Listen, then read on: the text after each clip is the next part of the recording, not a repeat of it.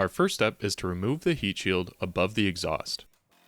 This shouldn't require removal of the exhaust itself, but lowering it down can give you more room to work with if you prefer.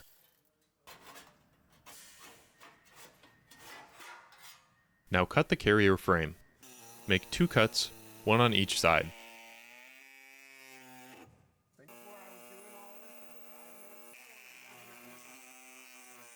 Then unbolt it from the body, and it should come free. Now use a razor blade to cut all the way around and remove the inner frame from the rest of the bearing.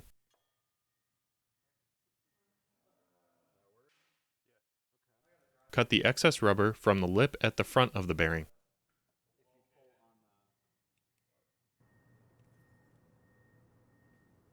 Feel around the back of the bearing for where it feels softer and make another cut all the way around to remove all of the rubber hanging off the rear of the bearing.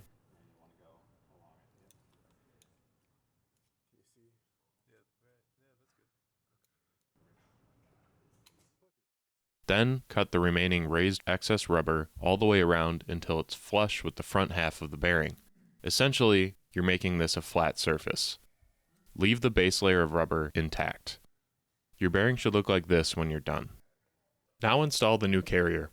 Take the top half with the bushing in it and put it over top of the bearing with the text facing the front of the vehicle.